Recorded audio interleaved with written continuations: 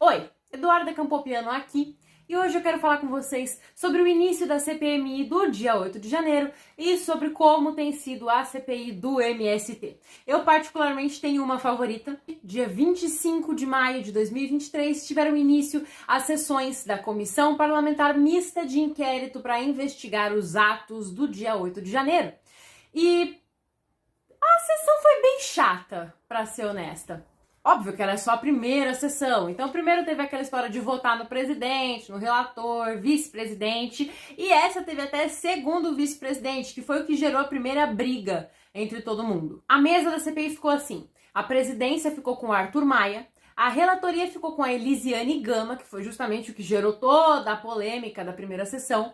A vice-presidência ficou com o Cid Gomes, o irmão do Ciro Gomes, e a segunda vice-presidência ficou com o Magno Malta, que também gerou discussão. A primeira discussão começou quando o Marcos Duval decidiu dizer que ele era contra a indicação da Elisiane Gama para a relatoria da CPI, porque ela é amiga do Flávio Dino. E ele tá correto. Ele tá correto, é óbvio que vai rolar parcialidade da parte dela. A mulher é amicíssima do ministro da Justiça há anos e ele com certeza é um dos principais investigados com relação ao 8 de janeiro. Depois dessa crítica do Marcos, virou uma discussão. O espírito feminista brotou em todo mundo, todos os homens velhos e barrigudos ocupando todas as vagas incorporaram o espírito da feminista do cabelo colorido e do sovaco peludo e simplesmente a sessão ficou insuportável, porque todo começo de fala alguém aparecia para puxar o saco da Elisiane Gama, porque coitadinha, ela é uma mulher. Inclusive, o Otto Alencar estava na presidência da sessão até que a chapa fosse eleita pelos parlamentares. E o Otto Alencar parecia que ele estava, assim, num parque de diversão. Ele estava dando risada, ele estava fazendo brincadeirinha, ele estava de deboche. Um comportamento ridículo, tá? Ridículo, mas não dá para esperar outra coisa. Inclusive, o Marcos Duval não tinha terminado de falar, ele ainda tinha 1 minuto de fala. E o Otto Alencar disse para ele, não, você já falou por 10 minutos? Você tá com o cronômetro errado. Ele tinha falado por 4 minutos. Aí depois ele pegou a fala do Marcos Duval antes dela acabar e passou pro Omar Aziz. E o Omar Aziz não foi interrompido.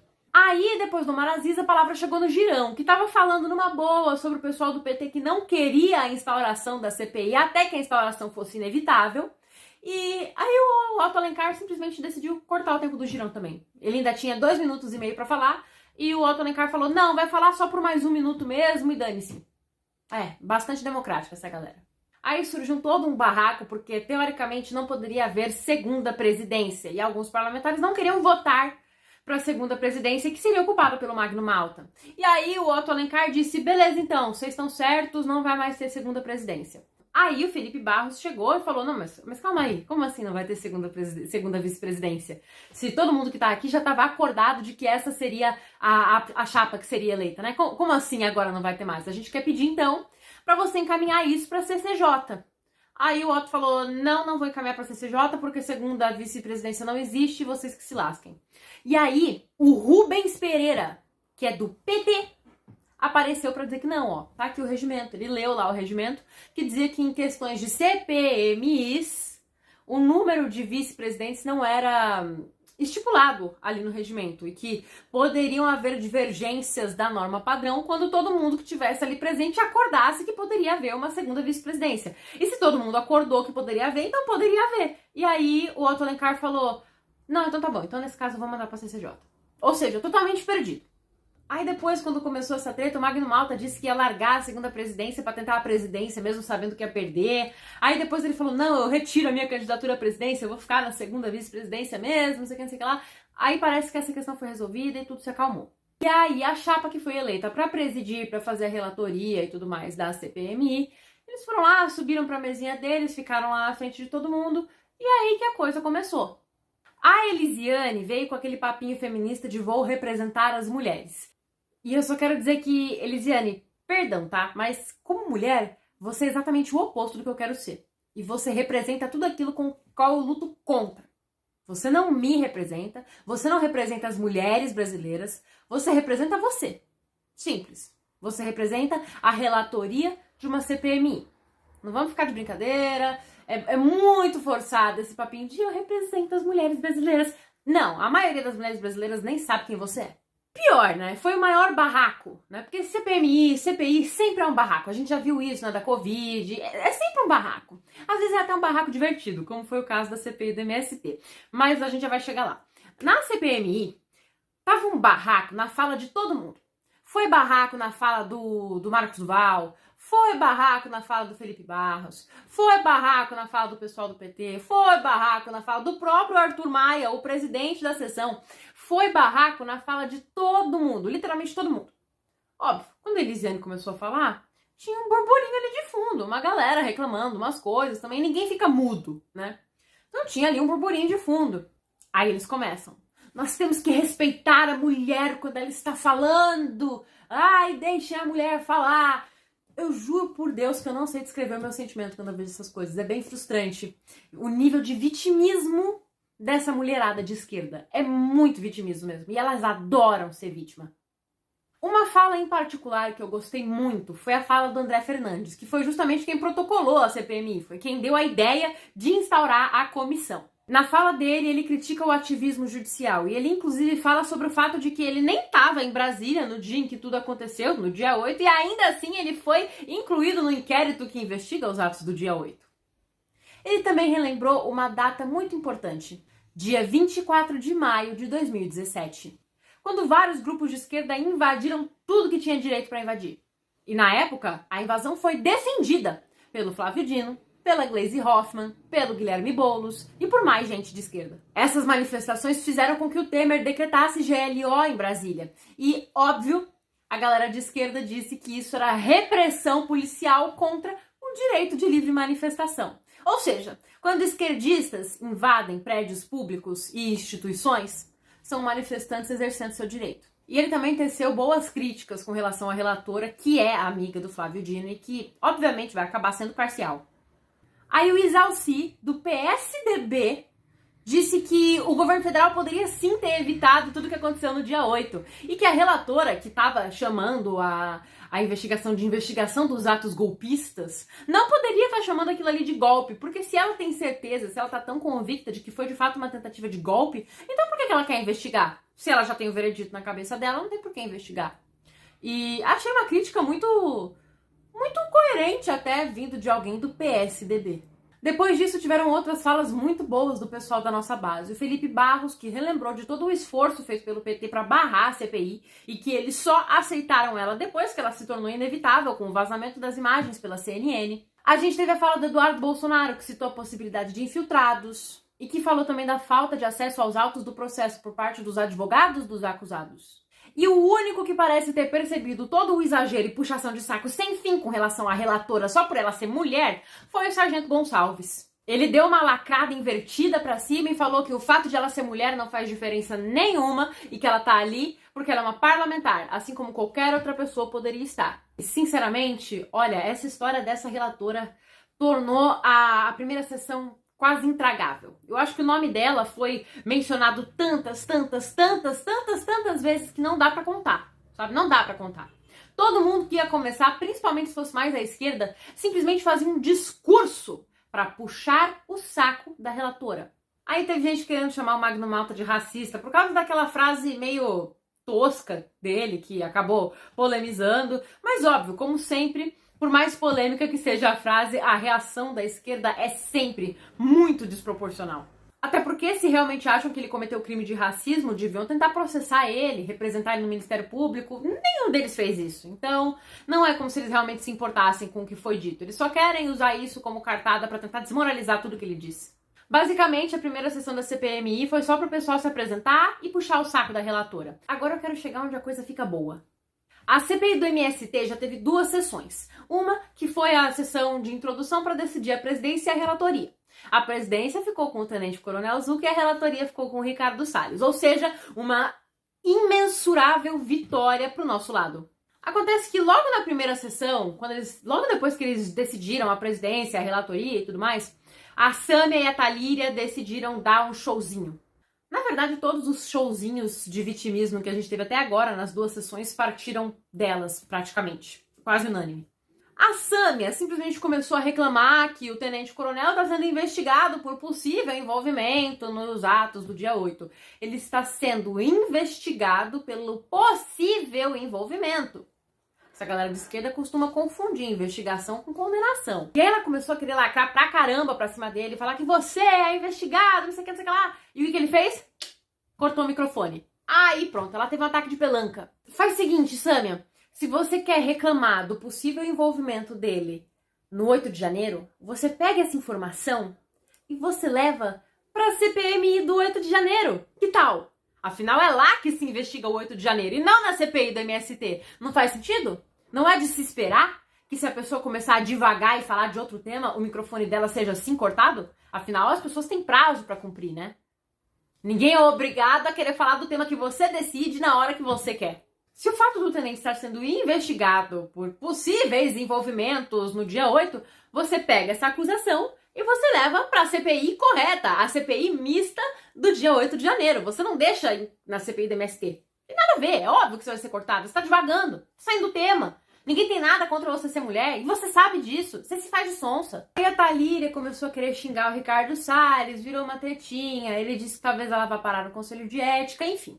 Isso foi só a primeira sessão. Mas a segunda sessão, que aconteceu no dia 24 de maio, essa foi da hora. Primeiro que um dos requerimentos que iam ser analisados e votados naquela sessão envolviam diligências, né? Visitas a serem feitas, inspeções a serem feitas em áreas invadidas pelo MST. E antes mesmo do requerimento ser colocado em pauta, a Sâmia já, não, ó, eu quero que a gente saiba com antecedência das coisas, hein? A gente não pode ser pego de surpresa. Por que será, né? Será que é pra ajeitar e deixar tudo bem bonitinho, pra ninguém encontrar nada quando a diligência for feita? Mas segura que ela ainda vai bater muito nessa tecla da diligência. Deu muito pano pra manga, foi bem legal. O primeiro requerimento a ser analisado foi o requerimento da Gleisi Hoffmann. Basicamente, ela estava pedindo que, bom, vocês estão querendo dizer que o governo financia o MST, mas olha só, o governo também financia o agro. Eu quero saber, eu estou requerindo aqui, quanto que o governo federal está investindo no agro. Tá, só que a CPI é do MST, não do agro. Basicamente, o que ela quis dizer com esse requerimento foi que tá tudo bem se o MST tá recebendo verba do governo, porque o agro também recebe, como se eles fossem equivalentes. Mas quem comete diversos crimes em todas as invasões é o MST. O agro não invade propriedade de ninguém. Praticamente todo mundo que estava no PT ali, que trouxe algum requerimento, estava falando sobre o agronegócio brasileiro e não sobre o MST. E óbvio que a maioria absoluta desses requerimentos foi negada pela maioria dos parlamentares. E, consequentemente, pela presidência e pela relatoria. E, óbvio, a rejeição desses requerimentos segue a mesma lógica de cortarem o microfone da Sâmia. Vocês estão divagando, vocês estão saindo do tema. O agro não é o objeto de investigação dessa CPI, é o MST. Não faz sentido ficar propondo investigação pro agro. Quer investigar o agro? Colete assinaturas e instaure a CPI do agronegócio. Na CPI do MST, o objeto de investigação é o MST. Quiseram falar de agronegócio, quiseram falar de dia 8, quiseram até falar de caçadores, atiradores e colecionadores, quiseram até falar dos CACs. Quer falar desses outros temas? Abre a própria CPI. Simples. Óbvio que cada rejeição de cada um desses requerimentos totalmente desconexos da pauta principal da CPI gerava um burburinho de vitimização entre os deputados do PT, do PSOL, do PCdoB, essa galera aí. Mas eu acho que o pedaço que todo mundo mais gostou, que todo mundo mais deu risada, que foi assim, puro entretenimento de qualidade, foi a fala do padre, sim, Padre João. Ele disse que é um absurdo os direitistas dizerem que a gente só almoça graças ao agro, porque ele almoçou arroz e alface. E o agro não produz arroz e alface, porque quem faz isso é o MST. Inclusive, ele disse que 80% desses produtos no país são produzidos pelo MST. Que no almoço de hoje, meu cardápio foi, que eu alimentei, foi arroz. E o agro não produz arroz. Foi alface. Tantinho assim. Foi alface. Tem que ir pro Rio Grande do Sul. Ó, presidente. Tem que ir pro Rio Grande do Sul. Mas não vale o arroz vermelho pra ele trabalhar. Literalmente tudo que o agronegócio produz, ele disse que é o MST que faz. O cara tá literalmente vivendo num buraco, só pode. Aliás, para fins de comparação, o Brasil é um dos maiores produtores de arroz do mundo. Por ano, o agronegócio brasileiro faz mais ou menos 10 milhões de toneladas de arroz. Sabe quantas toneladas o MST produz? 15 mil por ano. 15 mil toneladas. 15 mil não está nem perto de 100 mil, que não estaria nem perto de 1 milhão, que não estaria nem perto de 10 milhões.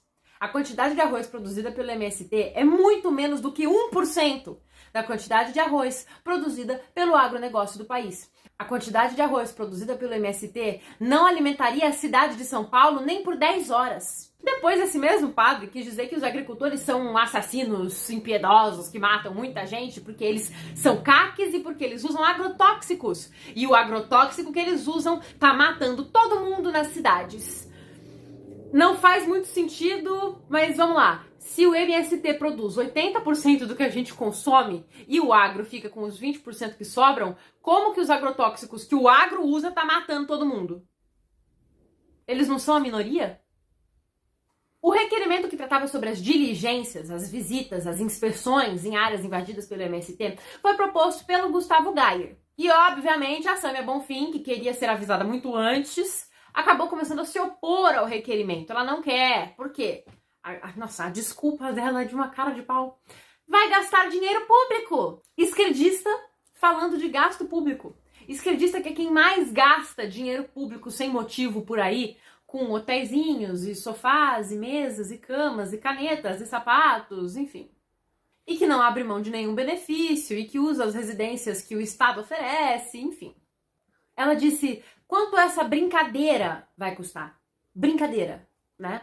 A CPI é uma brincadeira. Aliás, como foi muito bem lembrado pelo deputado Gustavo Gayer, essa mesma Sâmia, antes do início da sessão, estava falando, dando entrevista, dizendo que é direito do MST invadir prédios públicos. É direito de livre manifestação. De miséria do A senhora acha que isso não é ato criminoso? A senhora não entendeu. Porque se é um ato criminoso, a invasão de um órgão do governo é ato criminoso, a senhora acha que não é? Não sou eu que acho, é a Constituição Federal que fala sobre o direito de livre manifestação e de organização para poder reivindicar direitos que são assegurados na Constituição. Mas eu sinceramente achei que a parte mais engraçada de todas foi disparado a parte em que a Thalíria Petroni pedia 1 minuto de silêncio pelas vítimas do massacre, porque o pessoal do MST é vítima de massacres, um bagulho que aconteceu há sei lá quantos anos.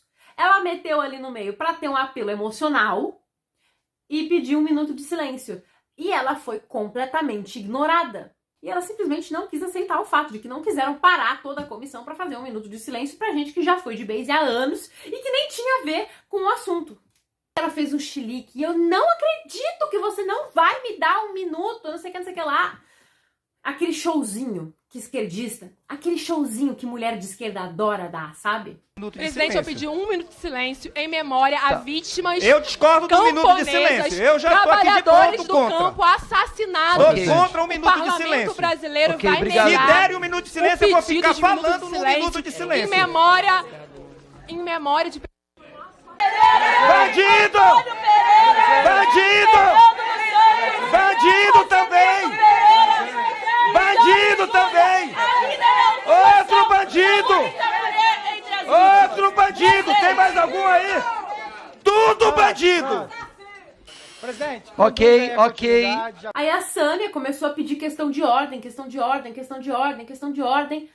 Passaram a palavra pra ela e ela citou uma questão de ordem indevida, além do barraco. E aí, óbvio, o microfone dela foi cortado de novo.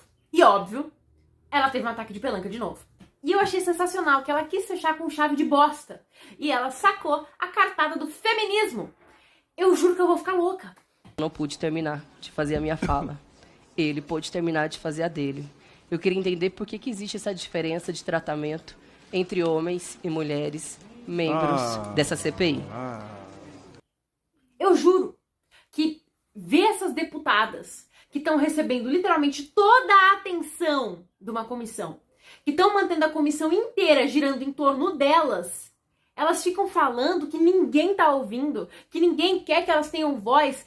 É um nível de cinismo que é difícil de ver. Eu juro que eu vou ficar maluca. E nessa segunda sessão da CPI do MST, a tática da esquerda ficou muito clara.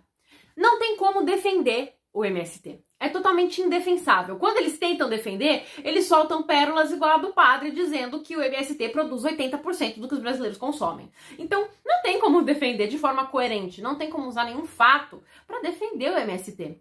Então, o que eles fazem? Bom, já que eu não posso defender o meu lado, porque o meu lado é totalmente indefensável, eu vou fingir demência e vou começar a tentar atrasar a comissão o máximo possível, devagar, falar sobre vários outros temas.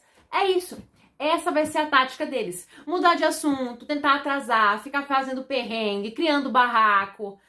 É assim, eles não têm como defender o lado deles. O lado deles é totalmente indefensável. É a única coisa que restou para eles fazerem. A comissão terminou com uma fala do Kim Kataguiri, que não teve nada demais, e parece que já tem diligência marcada e a próxima sessão também já tem data.